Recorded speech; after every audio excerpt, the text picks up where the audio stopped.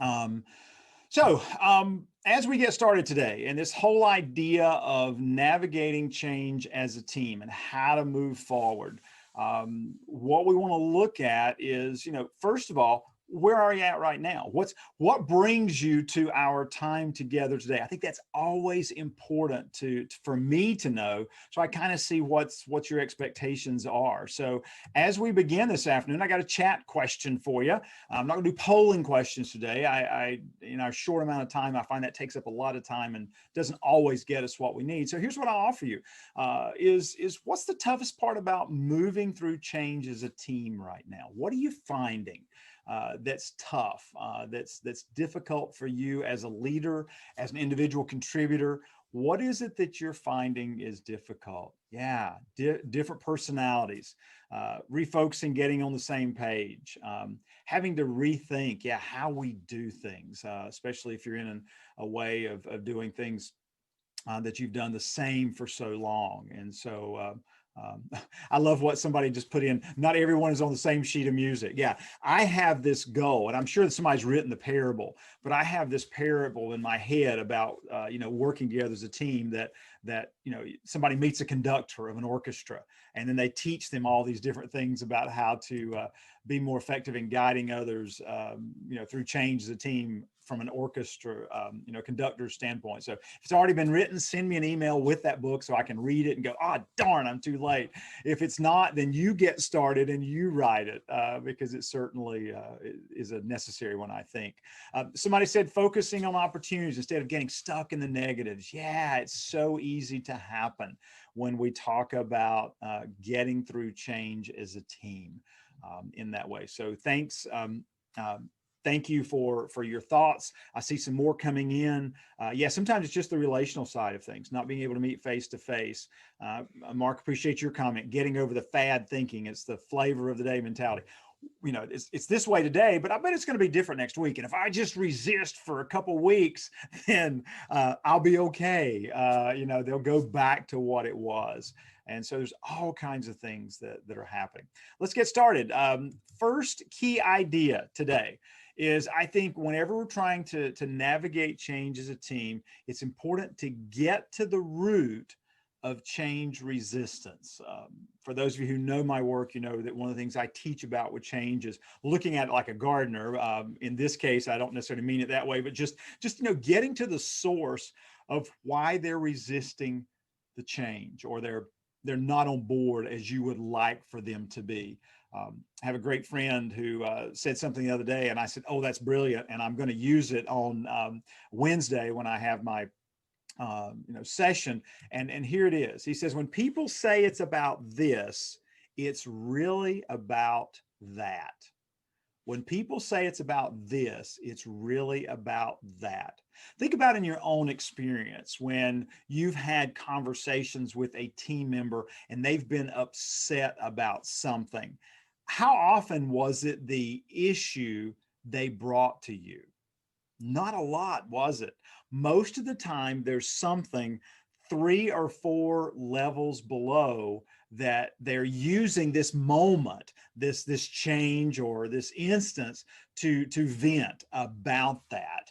And so I think it's important for us when we're in conversations with other team members and we're talking about change, and you hear them say, well, it's not possible because of this. It's not possible because of that. It's really important to stop and go, what am I hearing here? And then if it's possible for you, is to even address that. Help me understand, Dan, or help me understand, Gail, what you mean by that comment. Give me some perspective on that. Walk me through, how you got to that perspective on this change, and really digging deeper to find out what that is, instead of just taking it at face value that this is what has upset them. Remember, more than anything, that when it comes to change, people are so sensitive to loss. And in fact, it doesn't matter how much you talk about the gains, people are so predisposed to focusing on loss. And sometimes it's important to think about, when you hear someone talking about change and maybe it not working, or not going to be able to work out for your organization, is to say, what do I hear them say they think they're going to lose in this change? Is it loss of position? Is it loss of power? Is it a loss of comfort, which is a huge one in times of change? People want to be comfortable. They want to know that they're pretty much on autopilot in the way that they're doing things each day. I mean, there's a precious few people in this world who want something different to do every day. Most of us aren't that way. We want things to be consistent. If we're going to lose that consistency and lose that known path to getting stuff done, then we begin to resist. So I think it's important that we start by getting to the root of what's going on. And how do you do that? It's asking questions. It's, focusing on them. What am I hearing? And then speaking to that if it's appropriate. And if there's a high enough degree of trust as a team. Now, the second piece of our time together today is ignite discussions about possibilities. And I put ignite because I think, somebody mentioned in the chat already earlier that it's so easy to focus on the negatives. And that's where we naturally go, is all the reasons the change won't work and getting, in conversation about that. But it's up to you or the people on your team. How do you ignite discussions about possibilities? I started reading a book this week and I thought, wow, here's another key idea related to this that I need to drop in. The book is entitled How to Decide. It's by Annie Duke. And if you don't know who Annie Duke is a poker champion who did really well. And she's written several books, but her newest one is How to Decide. And I want you to look at the quote that's here. And it's very simply, if you want to know what someone else thinks, stop infecting them with what you think. Isn't that great? If you want to know what someone else thinks, in other words, if you want to get people talking about the possibilities, then you've got to stop infecting them with what you think. Yeah, think about how many times you've been in a discussion about change, and no malicious intent on our part. We say, "Well, I think we could do this, but I'd like to hear what the rest of you think." Or I think we could, go in this direction, and that's what I think would work best. I'd love to hear what the rest of you think. You've infected their thinking already. And even if you have an idea, the minute you say that idea, then you've caused them to either go, yeah, what Dave thinks, or no, I don't like what Mary Kay's offering me, and so I'm going to speak against that. And we do infect their ability or desire sometime to talk about possibilities. Let me give you a 3-word phrase. Just 3 words. I'm from North Carolina. It's got to be simple. 3 words that I think you can use to help ignite that discussion about possibility. And it's very simply, get to my slide here, how might we? How might we? And there's such power in this phrase. Think about the word might.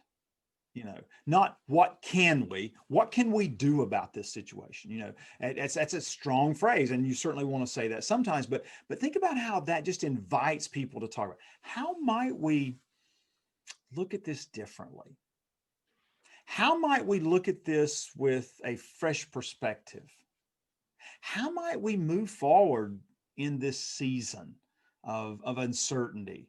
And when you say might, it doesn't say they've got to come up with the right answer. You're just thinking, you're just pontificating, you're just curious, which is a great phrase to use as well. I'm curious. If you want to really be a rock star, I'm curious.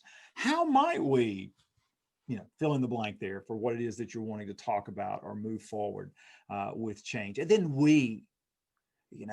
even if your resistance, you've got a member of your team who's resisting change, or you sense that they're not on board, saying how might we gives them an opportunity to speak up. And it also reminds them that you're a part of the solution. You're not expecting them to do it on their own. So using a phrase like how might we invites a more positive discussion. Now, with that, I've been talking a while, and I said this is going to be a conversation, and I'm going to hold myself to that. Thoughts, comments from your perspective, either in the chat or even if you want to unmute your mic, about this whole idea of igniting discussions about possibility versus just staying in the negative, if you will. Thoughts or comments from your perspective?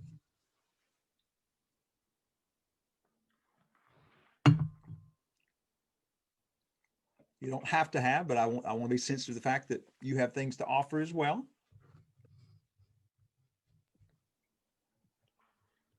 So Jones, this is Cheryl Neal Green. Yes.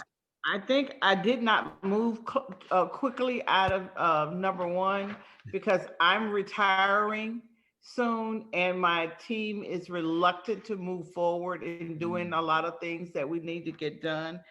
And so when you said that there's a loss, and I said, "Oh my goodness, that they're losing me," and so now this puts it in a different perspective for me in order to help them deal with this change. Yeah. Yeah. And Cheryl, we will certainly miss you and the impact that you have. I think you're right. Or I know you're right. It's your situation, first of all, so you know it better than I do. But yeah, how might you, in this case, it'll be a you versus a we because you're retiring, but how might you, move forward without my, presence? Well, even asking the question, what is it that you see that I've brought to the table that's going to limit your ability to move forward? I mean, just asking questions of them and saying, okay, how might we replace that? Or how might we find a way to move forward without that? Or how can I in the next 3 months, what can I provide to you that will allow you to have more a consistent transfer or change or something? But yeah, positioning is important. And so thank you for offering that. I appreciate that. Anyone else? We have time for one more. Yeah. Mark Brody. He has definitely had lunch today because he's sharp. He says, I really like the question, how might we? It becomes about the situation, not the person. Yes, because while we want to see why the person's not, why they're resisting to change. And that was number one. What do I hear them saying they're losing individually? When we want to talk about possibilities, we want to talk about possibilities as a team, as moving forward, and then we'll figure out how to address the personal needs of that individual. But getting them to speak up and talk is key, because then we can better understand where the gaps are in their skill or their perspective that we need to address as leaders. So Mark, bang, you just nailed it. So on that note, we will continue on. All right, number 3. Invite everyone to make new mistakes. I got to tell you, this is one of my favorite phrases because this jars me when I am struggling with change or going through some difficult, seasons of my business or relationships or whatever it is. I say, what's a new mistake I could make? Because I'll try to do the same ones because I love to be comfortable. And so we have to invite people to make new mistakes and sometimes even hold them accountable to making new mistakes. Because if we don't invite them to, they're afraid that they're going to get in trouble if they make that mistake. Or secondly, they just don't know what that new mistake might look like. They haven't been encouraged. And that's where number 2 is important, because it invited them to think about the possibilities. Okay, how do you move forward with that? How do you make some new mistakes? As you think about what that can look like, here's a piece that I think it's important to help get every team member kind of moving forward. Because when you talk about making, mistakes, people go, oh, it costs money. It takes time. It's not going to be, clean. It's going to be messy. And so how do you get people to reduce that resistance and take action? And I'm going to give you 5 ways to help them see, hey, here's a way you could take some action in just a moment. I just got to stop for a moment. Talk about making new mistakes. On my left, it might be on your right side of the screen, but on my screen is a picture of the Asian hornet. Now, most of us have heard about the Asian hornet. As a beekeeper, I get kind of worried when I hear about Asian hornets. But the state of Washington was really worried about how are we going to control those things? What can we do? And what's so funny about it is if you look at this Asian hornet, you'll notice there's something strapped to its back. That's a radio transmitter. Now, wouldn't you like to have been in the meeting? It's probably a Zoom meeting, but wouldn't you like to have been in the meeting where somebody said, those Asian hornets are pretty big. I bet we could put a radio transmitter on them. And I can just imagine people in the room going, what? What happened? Somebody, said, well, yeah, let's try it. Literally, let's make a new mistake. And lo and behold, they put them on 4 different hornets. 3 of the transmitters worked, I think, and they were able to get to a nest because they were able to follow one of the hornets, and they extracted them from the tree. And so there's hope now that we can control the Asian hornet, and before it becomes a bigger problem in the United States. So I just say all that to say, we all have those moments when we go, yeah, let's try that, but then we resist. Well, here's how to break down that resistance, I think. First of all, I think it's important that you help them to understand the need to fail fast. And no, just like the phrase new mistake, well, if we're going to fail, let's fail fast. Meaning, what's the quickest we could put something into action that would give us some information, which leads us to the second one, which is fail forward.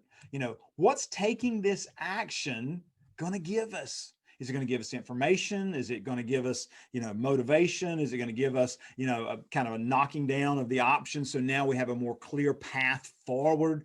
What would taking action give us? That's failing forward. By the way, great book by John Maxwell called Failing Forward. If you haven't read it, it'd be a great one for you to pick up.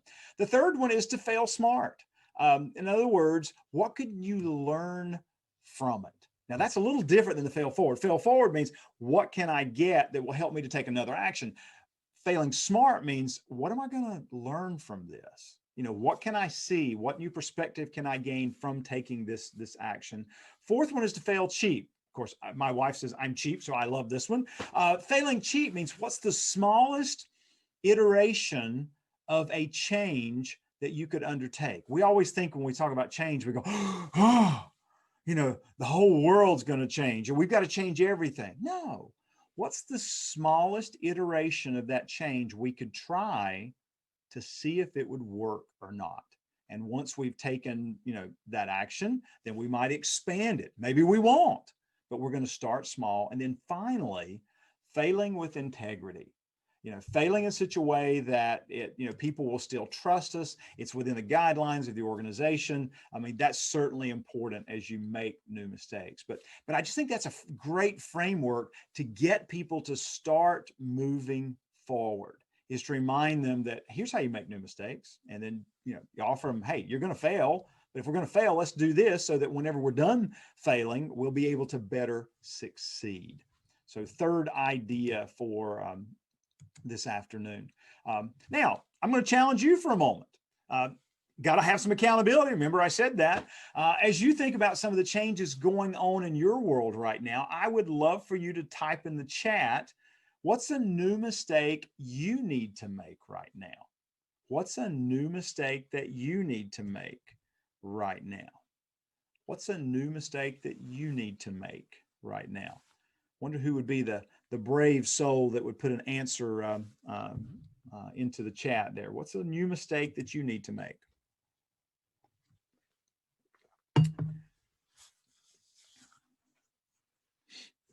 Podcasting. All right. Thank you. Yeah. Very good. Somebody else, what's a new mistake that you need to make? You just need to go into the attitude, hey, I'm gonna make a new mistake. It may fail, but it's gonna help me in some way to succeed. Yeah, thank you, Angela. Virtual education, yeah. Blogging, thank you, Gail. Yeah.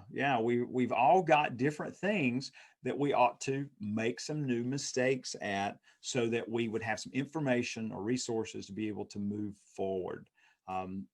Regine, thank you. Stepping up on what's required, stepping up on what's required, the things that were mentioned above. Yeah, good. Blogging. Boy, blogging's a big thing today. Wow. Looking forward to reading your post. Yeah, online training. Exactly, Dave. It's something that we've got to be willing to follow those steps and say, I need to try it. I'm not going to be perfect at it, but if I'm going to fail at it, I'm going to fail in all those different ways. By the way, I'll be sending you everyone a PDF of today's presentation. So if you didn't get those 5 of the types of fail or anything in our presentation today, you'll get that as a follow-up. All right, finally, where are we at? Oh yeah, 7 minutes, right on time. The final one is to focus more on clarity than certainty. And this is one that I couldn't give name to this one as much until I had a conversation with someone a couple weeks ago. And they gave me a quote that I'll show you in just a moment. But my background includes working with the Who Moved My Cheese organization many years ago, back when I had more hair on my head, when I would go out and work with organizations on how to manage change. And I would teach people in an organization how to use the Who Moved My Cheese framework or model to help people move through change. And it was interesting as we would do some pre-program, assessments and different things, how people would tell me so often, I would think they were going to tell me, I just want to know how this change is going to turn out. And I just want to know where this is all going. Oftentimes that was not the case. On many occasions, people would say, I just want to know how I'm supposed to do my job tomorrow. I just want to know what next week's going to look like. In other words, they wanted clarity more than certainty. And I mentioned that I had a conversation with someone a couple of weeks ago, and somebody, of course, said, much smarter than I, had encapsulated this. Andy Stanley, some of you may have heard of or may know about. I love his quote: "People want certainty, but sometimes that's not possible. When certainty isn't an option, you can still offer clarity." Wow. And if you think about that, that's what, as I've been doing so much virtual training over the past few months, that's the thing that's dragging people down, is uncertainty. And they want certainty. Hey, when are we going to get through this pandemic? When is this going to go back to the way it was? Or what are we going to, what's it going to look like in 6 months? We can't give them the certainty of that, can we? As a leader or as a team member or as a parent even. But what we can give is clarity. This is how we're going to take the next step. This is what we're going to do in response to what's going on. I can tell you that this is what it's going to look like for the next 30 days. And that gives people the clarity that they can go, okay, I think they've, got the idea here. I think I can function because at least I know where I'm going to need to be for the next couple weeks, 30 days, whatever it might be. But the importance of giving clarity over certainty, because with everything that we've got going on in our world right now, certainty is not first and foremost in our ability to predict nor carry out. With that, thoughts, comments, your perspectives, add to what I've offered in this session today that's maybe been meaningful to you, or maybe something that you've picked up on how to navigate your team through change. What would you add to our discussion today? Hey, Jones, this is Mark. It's Mark. And one of the things that I really like about this discussion, I mean, you hit on a lot of really great points. One of the things that I would have to add, as a leader, it's okay to be uncomfortable. Yes. You know, and by going through the 4 steps that you talked about, it puts you as a leader into an uncomfortable position, which matches up with where your audience or your team may be feeling because of a change. Yeah, that's well said again, Mark. Is that, that's transparency, isn't it? It's that okay, I don't know where this is going, and I'm a little uncomfortable, taking the next step or exactly what we're supposed to do in a certain amount of time. But they know that you're right there with them, and they're going, oh wow, yeah, I sense you're uncomfortable too, because you're right. If you can allow yourself to be uncomfortable, that'll allow them to be. If you project that you've got it all figured out and they're sitting there going, well, I don't have it all figured out, then that's when the troubles really start. So excellent thought there, Mark. Someone else.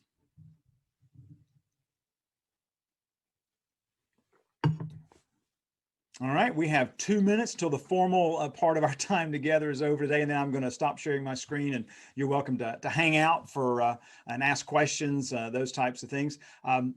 I do want to offer you a next step, if you will. If you are new to my work, one of the books that I have written is called Always Growing. It's How to Be a Stronger Leader. It does look at leadership from the standpoint of being a gardener, and especially leading change. And that's a book that I encourage you to check out. I think you'll find great value in it for your own, growth as a leader. I also offer some other resources available to you to move forward as a team, and in times of change. I deliver virtual training.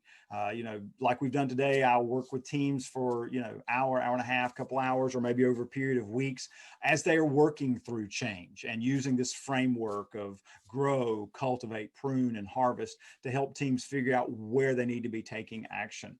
Some of you may be leading your organization through some changes and say, I just like somebody to kind of walk beside me for 3 months or whatever the time frame might be. I do a lot of coaching around that using this model, this framework. Be happy to talk to you more about that. You might just want to get the book for everybody on your team and have some discussion about that. I'm actually working with several organizations right now. They've chosen to do that, and just real simple discussions that we create that get people talking about change from a non-threatening viewpoint, which I think is important. Finally, if nothing else today, I know some of you typed in the chat, thank you for your comments about the book. If you don't have a copy of Always Growing, you see my email there. Send me an email, and I'm sorry, I got sidetracked with the chat. Send me an email and I'll be happy to send you a complimentary copy of the book. I just think it's that important for you to have and be able to function well. I also, if you say, well, Jones, I've got the book, then I also have a set of leadership application cards that are a companion item to the book. If you don't have a set of those cards that go along with the book, then there's my email. Send me your mailing address. Again, I'll need your physical mailing address, not your not an email, but send me your physical mailing address. Let me know whether it's the book or the cards. No, you can't have both. If you're that cheap, you need to buy it. But you are welcome to either one of those resources for your participation today. I want to give you something to follow up with. Finally, I will be sending you a PDF of our session today, as well as a link to this recording. And I'll also be sending you a couple other resources related to change in hopes that it helps you to navigate change more successfully.